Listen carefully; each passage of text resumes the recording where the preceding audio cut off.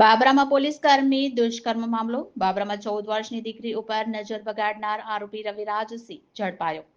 4 દિવસ પહેલા બાબરા પોલીસ સ્ટેશનમાં 14 વર્ષની દીકરી ઉપર પોલીસકર્મી દ્વારા દુષ્કર્મ કર્યાની ફરિયાદ નોંધાઈ હતી.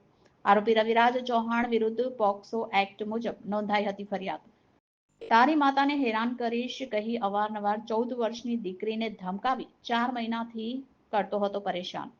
અપહરણ કરી શારીરિક અડપલા કરતો હતો તેમજ સગીરાની મરજી વિરુદ્ધ એક વખત શારીરિક સંબંધ પણ બાંધ્યો હતો. સસ્પેન્ડેડ પોલીસ કર્મી અંતે બાબરા પોલીસ દ્વારા આરોપીને ઝડપી લેવાયો.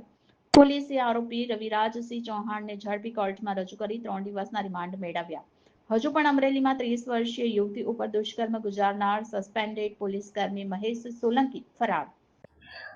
બાબરા પોલીસ સ્ટેશનમાં ફરજ બજાવતા રવિરાજસિંહ ચૌહાણ દ્વારા સગીર વયની બાળાનો સંપર્ક કરી સ્નેપચેટમાં વાત કરી તેને લલચાવી ફોસલાવી પોતાના કાયદેસરના વાલીપણામાંથી અપહરણ પણ કર્યું અને એની સાથે શારીરિક અડપલા કરવામાં આવેલા અને બળજબરીથી શરીર સંબંધ બાંધેલો.